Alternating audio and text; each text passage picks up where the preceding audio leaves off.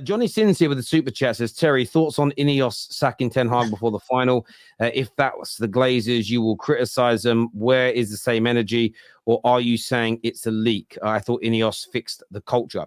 Well, nobody has said that Ineos have fixed the culture completely as of right now. I've never made that claim. However, if there's people you need to get out of the club because they're bad for your culture, of course, those leaks are not going to finish until they're removed from the football club. At the same time, I do believe Ten Hag's already been sacked, because if they've made it very public, the new ownership, that winning or losing the FA Cup final wasn't going to be a determining factor whether he stays or not. And the fact that we're here and we don't know if he's staying tells you he's going. Because if they'd done the review over the last 5 months and loved him and thought he was absolutely integral for the growth, they would have announced it before now and shut things up. So I don't personally have a problem with that side of things. Mike here with a super chat says, the point about Ten Hag not adjusting tactics, De Zerbi is worse. He even said he doesn't change his style no matter what, and the words to that effect. But this is the thing, though, Mike. I understand that. If your style is the problem, so Man United this season, our open midfield leaking like a broken fridge was, in my opinion, our biggest issue. It was whatever midfielder was in there was being exposed. It didn't matter if it was Casemiro, Amrabat, Bruno, or Kobe. Spatially, we were being exposed because there was too much room for them to cover. Now, if De Zerbi comes in and his tactics lead to us having holes that we're not filling and he doesn't change them, I'll have the same energy for him. So this isn't, again, it's not a personal attack. Any manager that comes in. Now, De Zerbi's got a system that he doesn't yield from, but he's winning 65, 70% of his games and we're challenging for league titles and we're winning trophies. I'll look at those mistakes that made and go, that's just part of football, because everybody makes them. No one's going to be perfect every single game. So for me, it's about having the same energy. I totally agree with you, though, Mike. If the next manager comes in and the same people don't keep the energy because the football's a little prettier, but yet we're still leaking opportunities in the same way, I'll call them out as well, because this is about Man United improving.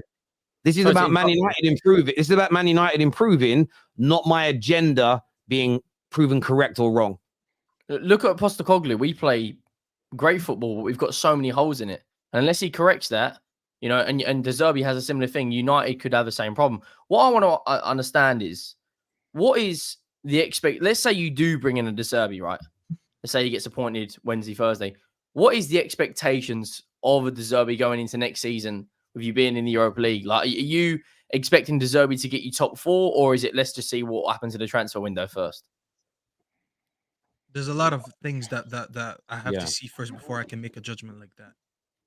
So for me, last season, example, until the preseason ended, that's when I made my stance on where United. I actually predicted United to finish in top 4, but I didn't expect us to compete, which was a minority at that time. And I said, you know, I'm looking at the recruitment, the players that we've signed this season. So I don't think we're going to compete, but we'll probably either stay stagnant or slightly regress. Obviously, we massively regressed, and injuries did play a part before anyone starts crying in the comments. But we did regress based on the signings that, in my opinion, weren't good enough to elevate us at least. So whoever the manager is and the players are, I would have to wait and see, okay, these players are good enough to play better football and get us to the top 4 or not. I will tell you this 100%. 100% the next manager coming in will play better football than this. Because this football does not get any lower than that. To finish 8th and a -1 goal difference, it doesn't have, bro. Don't talk to me about zero respect, bro. Because I'll put you on my channel and I'll flame you in front of everyone. I'll flame you in front of everyone because you have so much trust for everyone, and then you can't take it back, bro. Okay, and you're an Arab too, so anyways, for anyone who wants to understand, I'm Arab too, so there's no racism. I just wanted to curse him out in my own language. But anyways, I just wanted to clarify what that was. It's not racism. It's just other type of disrespect. But anyways. No, the next manager will 100% get us playing better football than this, because this manager for the whole season was so confused on what he wants to do, going from 3-1-6 or whatever the hell he was doing to finally go into a double pivot towards the end of the season, inverting fullbacks. Bro, it's just been all over the place, bro. It's been all over the place, and this is why we're in the stage that we're in.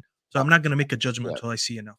Yeah, I sort of agree. I want to see who we sell, who we buy. I want to understand more at what we're trying to do. Therefore, the time scale. So my overarching standards for the club to get back to winning Premier League titles and Champions Leagues. That's where I want to get to. But the time scale of getting there is going to depend upon who we bring in as manager and the type of recruitment that we're doing. So if we're just, if we're starting a If we're going for a relatively inexperienced manager and only buying young players, am I going to expect us to topple Man City next year? No, but I would expect better football. I'd expect us to push hard in the cup competitions to try and win them.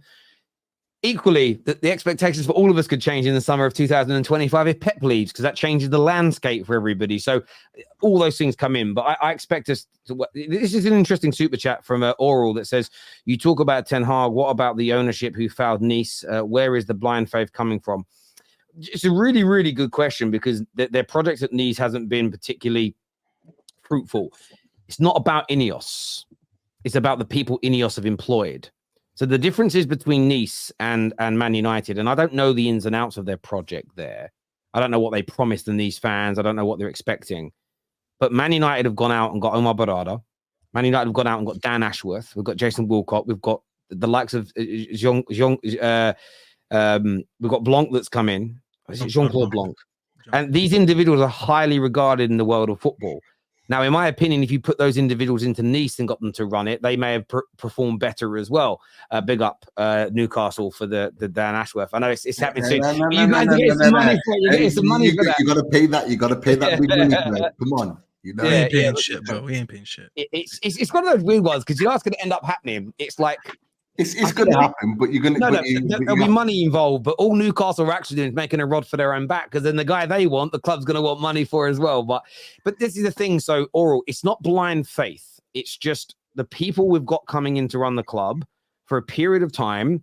I'm going to give them the loyalty and support I think they need. I'm going to let it cook. That's what it comes down to for me, and that's it. This year says, what drove me crazy is his interviews. Erik Ten Hag never took responsibility for anything, just whined about players, the club, refs, Emery's team. What was really interesting was hearing the players talk after the game, and they basically said there's no excuse for the bad season, where the manager was consistently saying it's injuries, it's injuries, it's injuries.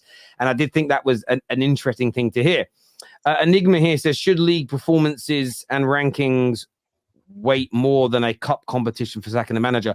But it's about everything being weighed up, and this is the problem. I know that winning trophies is exactly what you're doing in the sport. We won the FA Cup, and we deserve to win the FA Cup, and I was proud of that performance. I'm going to move on to that in a minute, but we can't ignore the ultimate barometer of who the best teams are is the league. That is the ultimate barometer. I love that we won the FA Cup, but Wigan won it and got relegated that season. So just winning it doesn't make, and we're Man United. We spent more than City in the last 4 or 5 years. We have to look at all the competitions we were in. I don't think we can just start ignoring them. One trophy doesn't erase a disappointing league and European campaign. Yes, the injuries were a factor, but last couple of games ruined that argument because the same injuries were there. He just changed the tactics. Thank you, Joshua. Oh my God. It's so refreshing to hear it from someone else that actually uses his brain. Thank you, man. Absolutely. And look, I will say this. I said it on my show yesterday. There is a report coming out that we might retain Ten Hag. This isn't an agenda for me. I am trusting the football decision makers now that we haven't had any. And if people are not aware because they've been living in a bubble, we haven't had football decision makers running the club since Sir Alex retired. It's been bankers and accountants running the football club, making football decisions with no prior football experience. It's legitimately like going to Goldman's. It's like Chelsea going to Goldman Sachs right now and hiring a manager from the accounting department. Like legitimately, it's crazy. So if they decide that Ten Hag's the right guy to take their project forward and he's going to be given a different structure, recruitment's being taken off him, I'm going to give Ten Hag the same support and time as I would a new manager, because it's beyond the manager for me. It's about the club structure that I'm focused on. So yeah, great super chat, my friend. Thank you.